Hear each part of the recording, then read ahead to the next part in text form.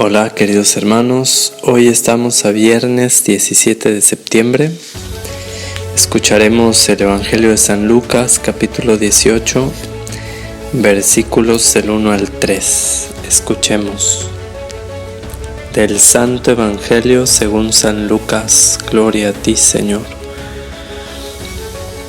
En aquel tiempo Jesús comenzó a recorrer ciudades y poblados, predicando la buena nueva del reino de Dios.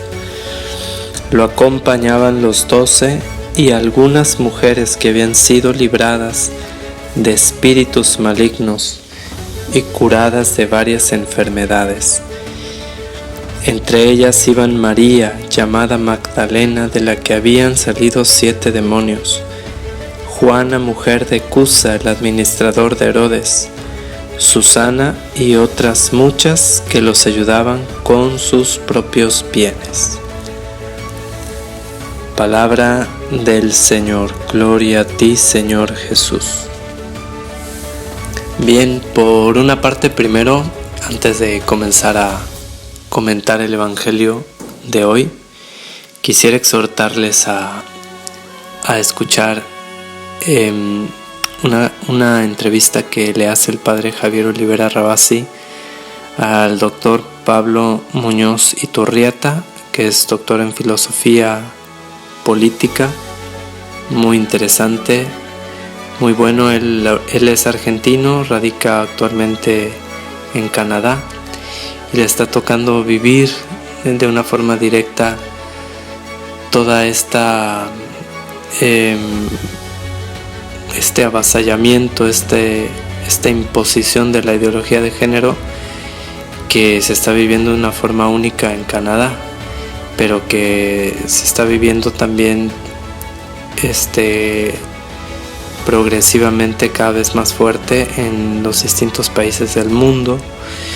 Y ahí él explica lo que es verdaderamente la Agenda 2030 que ha propuesto, o no ha propuesto, está imponiendo la ONU, la Organización de las Naciones Unidas, en todos los países, y que su objetivo es llegar a sustituir, suplantar o superar las constituciones políticas de los países, y de esa forma llegar a generar un gobierno único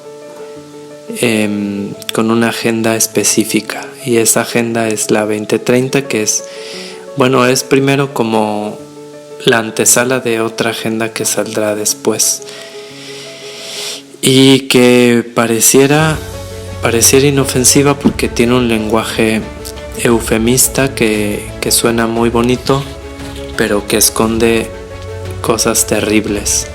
Y ahí Pablo desmonta de una forma muy clara lo que esta agenda significa. Se las pongo como una forma de un medio de formación para estar actualizados en lo que está sucediendo.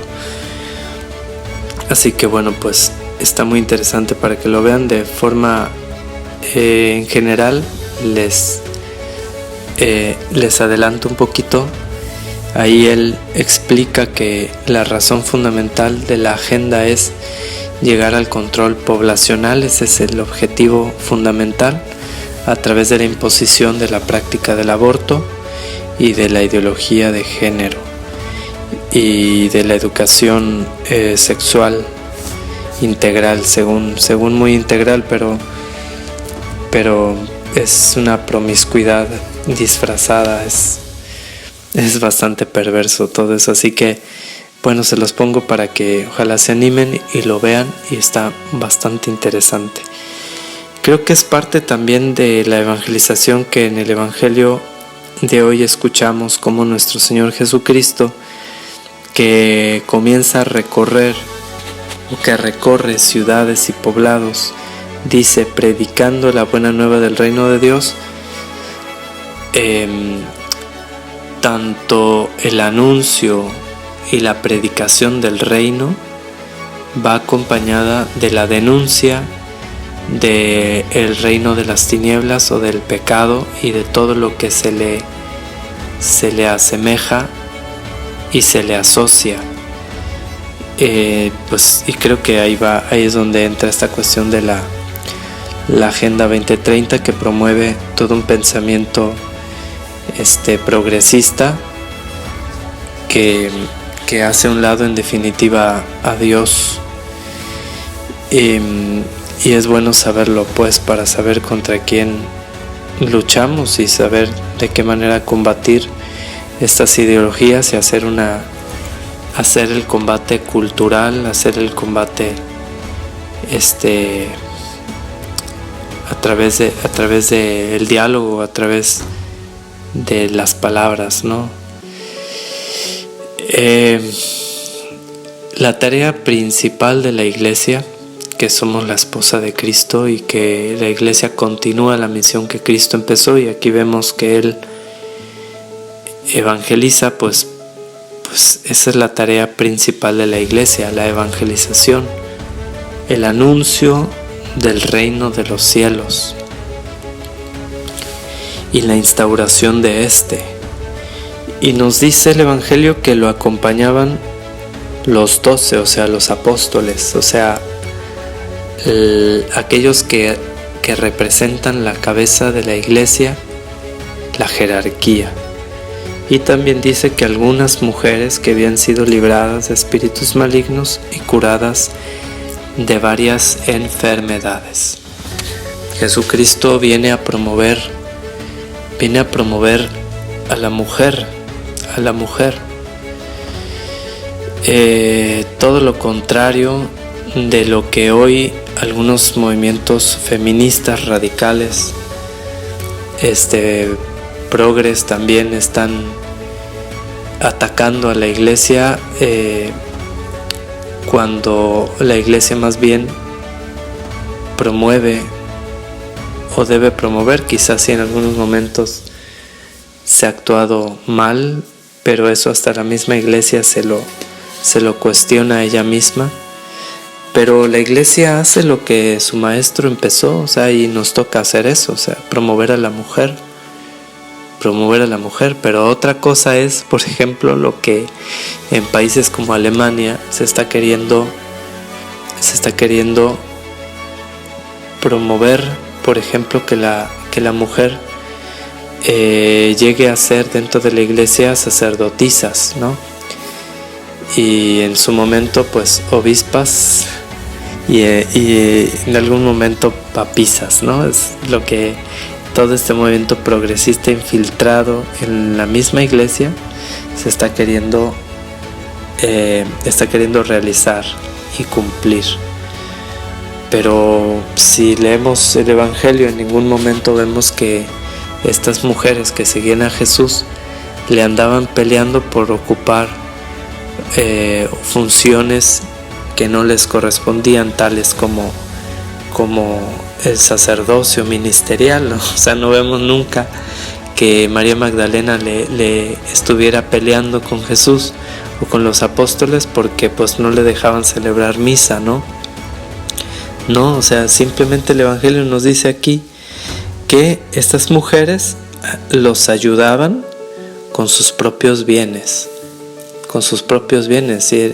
O sea, se sentían profundamente agradecidas con Cristo porque las había liberado de los demonios o Él las había sanado de algunas enfermedades, y en agradecimiento profundo a la persona de Jesús, entonces los seguían y los ayudaban con sus propios bienes.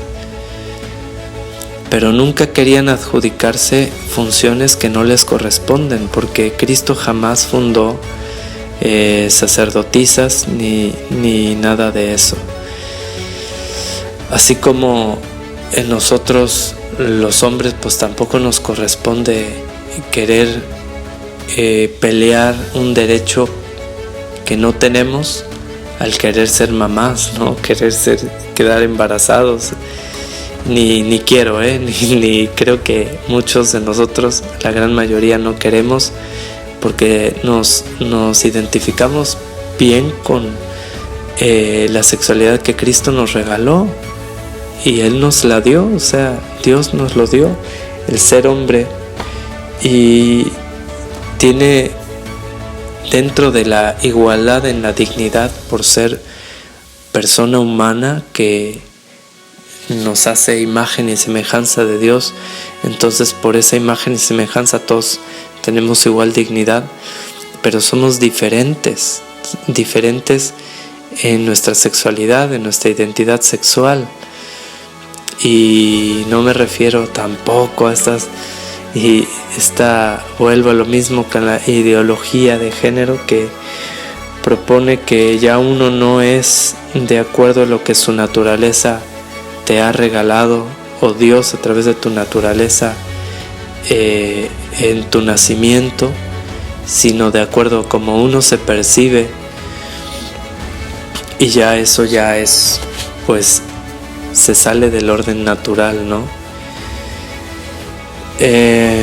Queridos hermanos, pues démosle gracias a Dios por formar parte de la iglesia que Él fundó, como hombres o como mujeres agradecidos por su misericordia y por su acción salvífica que ha llevado a cabo en nuestras vidas. Cada quien sabe, conoce en su historia de salvación donde el Señor se ha encontrado contigo y lo que ha hecho contigo, y como agradecimiento de ese encuentro, de esa liberación de alguna esclavitud o de alguna situación de depresión o de pobreza o de algún problema grave, y esa salvación ha sido motivo de ese encuentro con la razón de ser de nuestra alegría, que es nuestro Señor Jesucristo, el motivo de nuestra mayor felicidad. Pues entonces en agradecimiento lo seguimos, y siguiéndolo evangelizamos con Él, con nuestras palabras y con nuestra vida, pero cada quien en su trinchera, como hombres o como mujeres, en la función que dentro de la iglesia cada quien le corresponde, sin querer exigir derechos que no nos tocan.